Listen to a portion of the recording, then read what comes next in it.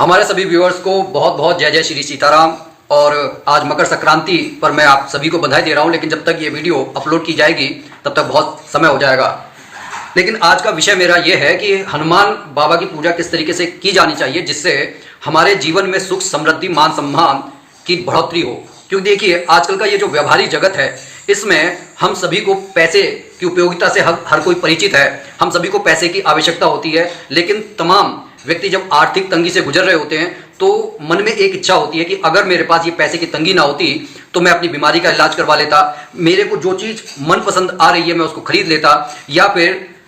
जो हमारे घर गृहस्थी की गाड़ी है वो बड़ी स्मूथली चलती। तो कहने का ये अर्थ है कि हर कोई ईश्वर को प्रसन्न करता है, मंदिर में जाता है, वहाँ पर मत्था टेकता है, लेकिन हमारे को ये पर्टिकुलर जानकारी नहीं होती कि क्या ईश्वर हमारी प्रार्थना को सुन रहा है या नहीं सुन रहा है। क्योंकि कई बार लोग ये समझते हैं कि जो साधु संत और बाबा लोग कोई बात बता रहे हैं तो वह शायद गलत बता रहे हैं, क्योंकि तमाम लोगों की ऐसी भी सोच है कि भगवान एक काल्पनिक चरित्र है। देखिए मैं एक बात हमेशा कहूँगा और शायद आप लोग भी इसको मानेंगे कि भगवान कोई काल्पनिक चरित्र नहीं है, क्योंकि इस संसार का जिसने निर्माण किया है कोई तो है। क्योंकि विज्ञान ये कहता है कि कोई भी जो इंसिडेंट, कोई भी घटना हो रही है उसके पीछे किसी ना किसी ऊर्जा का कारण है। तो अगर आप भगवान को काल्पनिक चरित्र मानते भी हैं तब भी आपको यह समझना होगा कि वह एक ऊर्जा है और ऊर्जा का कभी अंत नहीं होता, वो ट्रांसफर हो जाती है। बिल्कुल उसी तरीके से अगर हम हनुमान बाबा की पूजा, उनका आशीर्वाद चाहते हैं तो रेगुलर में जो हम पूजा करते हैं वो सही है कि आपने हनुमान चालीसा का पाठ किया, आपने जो है उनकी आरती की, गुड़ चने का भोग लगा दिया या बताशे का भोग लगा दिया या फिर लड्डुओं का भोग लगा दिया। लेकिन जब आप तांत्रिक विधान से महाबली हनुमान जी की पूजा इस निमित्त करेंगे, कोई संकल्प लेकर करेंगे कि प्रभु मेरे जीवन में ये समस्या आई हुई है, चाहे वो आर्थिक संकट हो, चाहे आपके शरीर में लगी हुई कोई बीमारी हो या फिर आपको किसी शत्रु का भय हो, तब आपको जब हनुमान चालीसा का पाठ करना है तो आपको अपने सामने एक लोटे में जल लेकर यह संकल्प करना है कि मैं 21 दिन तक हे प्रभु निरंतर आपका ध्यान करूंगा, आपका सुमिरन करूंगा। मैं 11 बार, 21 बार, 41 बार, 108 बार हनुमान चालीसा का पाठ करूंगा। जितनी आपकी सामर्थ्य हो उसी हिसाब से आपको यह संकल्प लेना है, क्योंकि अगर आप का संकल्प दृढ़ नहीं होगा तो फिर देखिए कार्य के सिद्ध होने में भी आपको अपेक्षित लाभ नहीं मिल पाएगा। इसलिए प्रयास कीजिए कि रात्रि के समय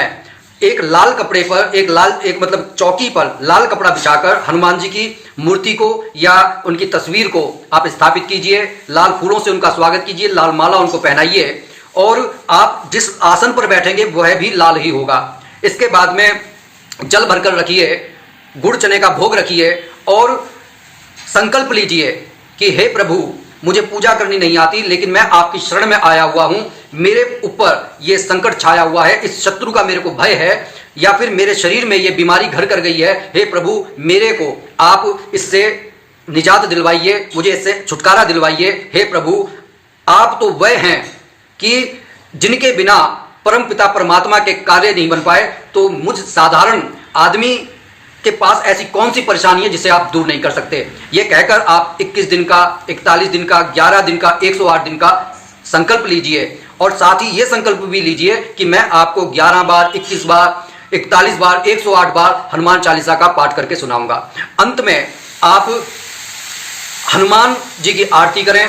और जो उनका प्रसाद है उसे अगले दिन किसी बरगद या पीपल के पेड़ के नीचे मिट्टी में दबा कर आ जाएं। जब आखिरवा दिन हो उस दिन आप वह प्रसाद लेकर हनुमान बाबा के मंदिर में रख आइए, छोड़ आइए, आपको आपकी परेशानियों से निवृत्ति मिल जाएगी, आपको छुटकारा मिल जाएगा। लेकिन मैं बार बार ये कहता हूं कि संकल्प को बीच में मत छोड़िएगा, क्योंकि इससे लाभ होने की बजाय हानि रहती है। क्योंकि देखिए